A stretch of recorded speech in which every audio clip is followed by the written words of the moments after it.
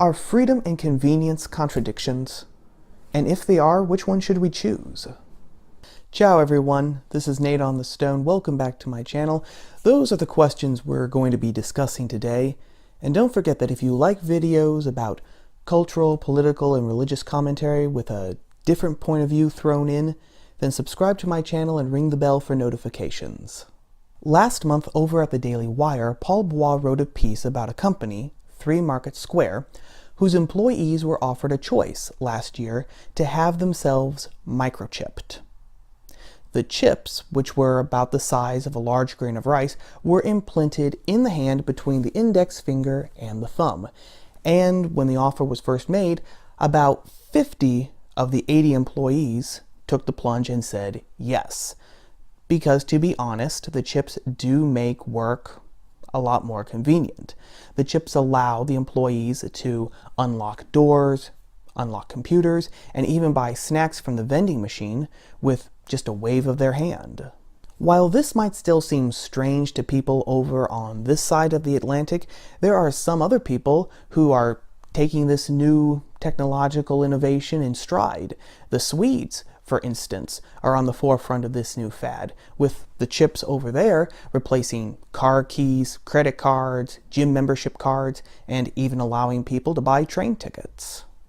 Some people argue that this isn't a new fad at all, that this is actually the way of the future. It's going to become universal, and it's going to be inevitable.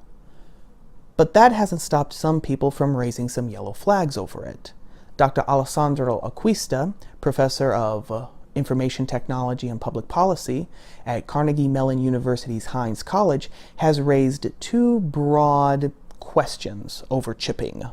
First, 3 Square Market ensured everyone that the chips were encrypted, i.e. safe. People's personal information wasn't going to get hacked.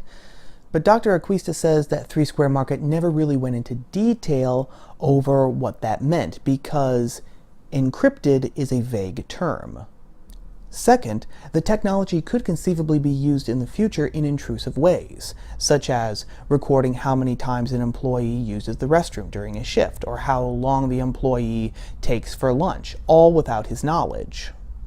And as an aside, 3 Square Market is actually right now working on a chipped bracelet that, when worn by doctors and nurses, will record how many times they wash their hands.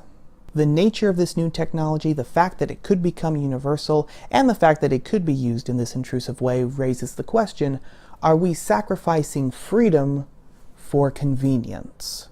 Before we go any further, disclaimer, I'm not saying that freedom and convenience are necessarily always contradictions and that we always have to choose either one or the other, because sometimes convenience actually enhances freedom. 200 years ago, a person's range of travel was limited to either A, how far and how fast he could walk in a day, or B, how far and how fast a horse could carry him in a day. But today, with modern transportation technology, whether we're talking about a 2018 Nissan Rogue or a Southwest Airlines flight, our range and speed of travel has become virtually miraculous, which means that we have more freedom to see more parts of the world. Or take the internet as another example, which has virtually taken the sum total of all human knowledge and placed it at the fingertips of anyone in the world. The problem then isn't that freedom and convenience are always in opposition. The problem comes when convenience becomes an end in and of itself. Take obesity as an example. Americans have an obesity problem. According to data gathered by the National Health and Nutritional Examination Survey in 2013-2014, roughly 1 in 3 Americans qualified as being obese, which comes out to about 100 million people. Now, the conventional wisdom said that poverty played a big role in obesity because, the thinking went, when money's tight, people will spend money on cheaper and less healthy food, whether that's the dollar menu at McDonald's or the frozen TV dinners at Walmart. But in 2010, the Center for Disease Control released a report which found that people below the poverty level were actually slightly less likely to be obese than people above the poverty level. 41% of obese people in America were above the poverty level, and 39% of obese Americans were below the poverty line. It's more accurate to say then that it's not poverty that makes people obese, it's convenience. And this kind of makes sense, actually.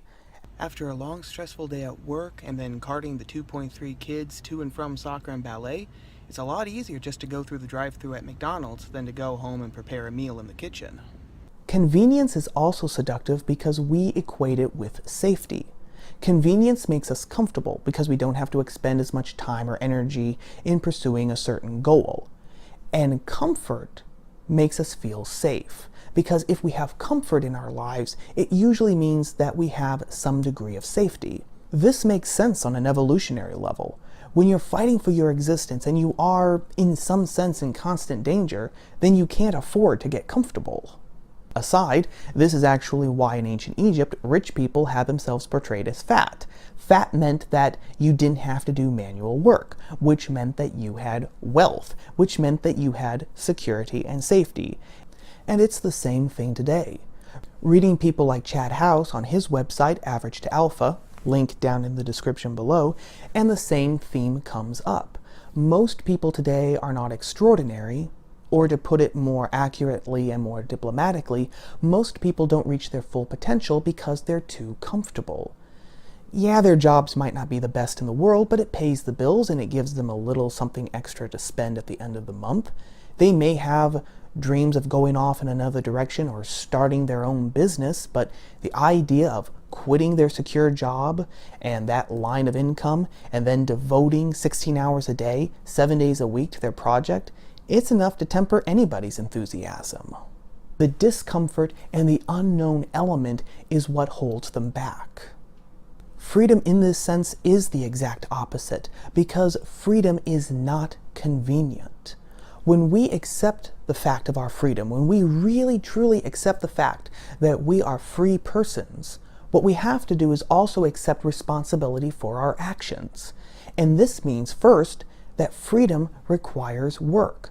We all know that not all choices are equal. Some choices are good, some choices are bad, and some are different degrees of good and different shades of bad.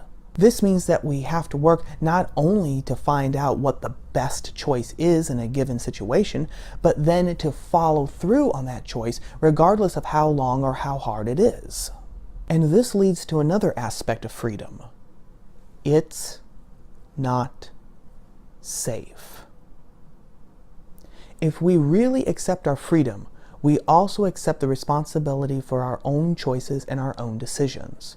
Sure, we can ask people for advice, we can ask people for help, but at the end of the day, the responsibility of living your life to the fullest is on you, just like the responsibility for living my life to the fullest is on me.